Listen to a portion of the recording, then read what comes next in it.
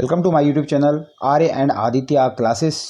दोस्तों आज हम क्लास 8th इसका चैप्टर नंबर 1, चैप्टर का नाम है crop production and management.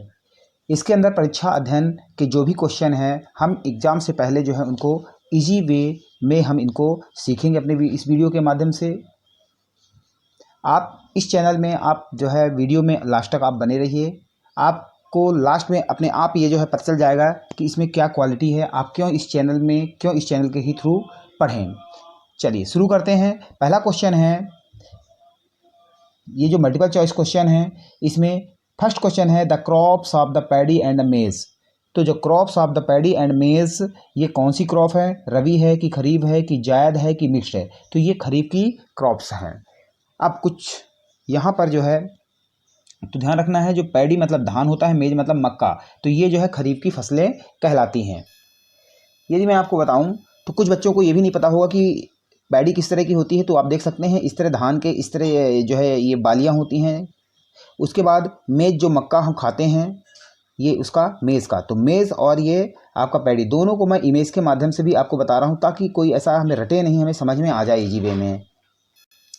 Second question है the agriculture tool seed drill is useful for which work. तो जो एग्रीकल्चर जो है टूल सीड ड्रिल, ये सीड ड्रिल किस काम में आती है? तो सीड ड्रिल हमें सोविंग मतलब बुवाई के काम में आती है। तो सीड ड्रिल हमें जो है सोविंग मतलब बुवाई, जो खेतों में बीज बोते हैं उसके काम में आती है। उसके बाद नेक्स्ट क्वेश्चन है the process of loosing and turning of the soil.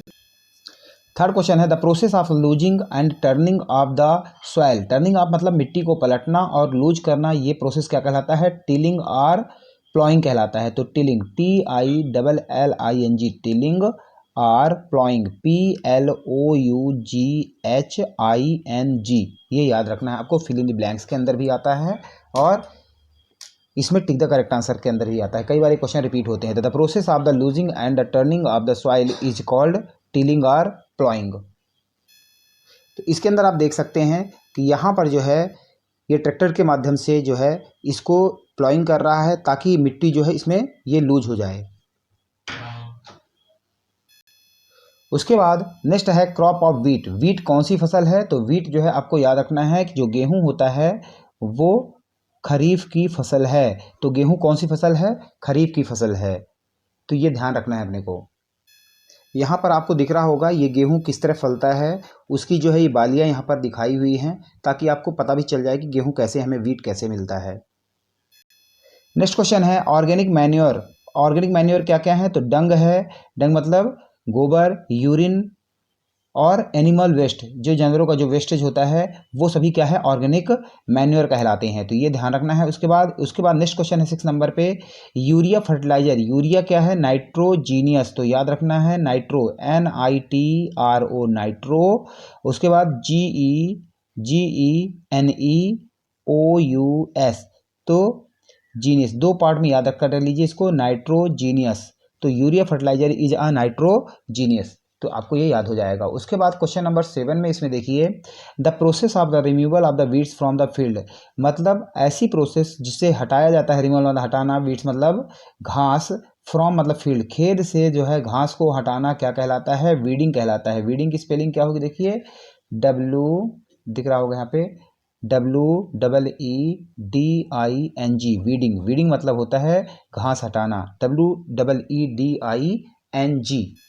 यहाँ पर आपको दिख रहा होगा कि यहाँ पर जो है ये जो घास हैं, वीड हैं, इनको जो है इससे हटाया जा रहा है। तो इसी प्रोसेस को हम वीडिंग कहते हैं।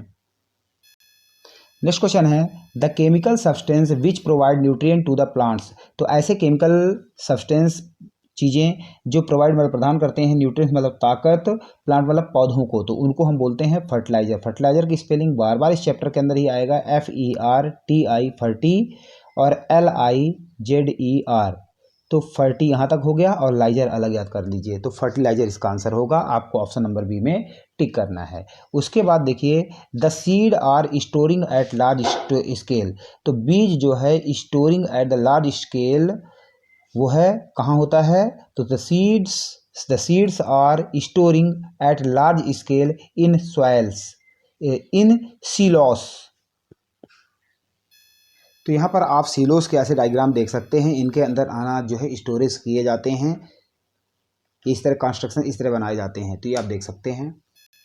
इसके बाद लास्ट क्वेश्चन है, देखिए this figure is related with which of the irrigation process. ये जो फिगर दिया हुआ है किस इरिगेशन प्रोसेस को दिखा रहा है। यहाँ पर देखिए बहुत सारी पाइपें, एक मेन पाइप है, इसके साथ फिर बहुत बहुत अलग अलग सी पाइप्स लगी हुई हैं, तो ये हमारा दिखाता है स्प्रिंकलर सिस्टम। स्प्रिंकलर की स्पेलिंग भी आप देख लीजिए, SPRINKLER, sprinkler system, SYSTEM, sprinkler system. तो ध्यान रखना है आपको, इस तरह का जो है ये स्प्रिंकलर सिस्टम कहलाता है। एक बार आप फिर से इसको देख लीजिए।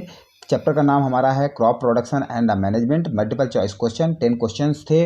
The crop of the paddy and the maize, ये खरीफ की कहलाती है। The agriculture tool seed drill, इसको सोविंग होगा। उसके बाद the process of the loosing and turning of the soil is called tilling और द प्लॉइंग। उसके बाद the crop of the wheat is kharif. Organic manure is, इसमें डंग, यूरिन, एनिमल वेस्ट।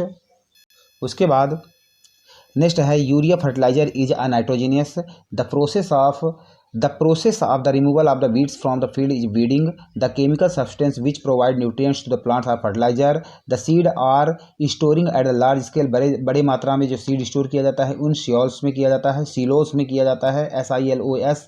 या मैं इसकी इमेज मैंने दिखा दिया है आपको, इसका भी बता दिया मैंने। स्प्रिंकलर सिस्टम है, ये जो डायग्राम दिया हुआ था इसका आंसर जो है स्प्रिंकलर सिस्टम होगा। तो यहाँ तक हमारा ये चैप्टर कंप्लीट हो जाता है। आई होप आपको अच्छा लगा होगा। यदि अच्छा लगा तो आपको लाइक एंड सब्सक्राइब करना है और कमेंट सेक्शन में आपको जरूर लिखना है। नेक्स्ट चैप्टर के लिए आपको जो है नेक्स्ट चैप्टर प्लेलिस्ट के अंदर मिल जाएगा, उसमें आप देख सकते हैं। जय हिंद, जय भारत।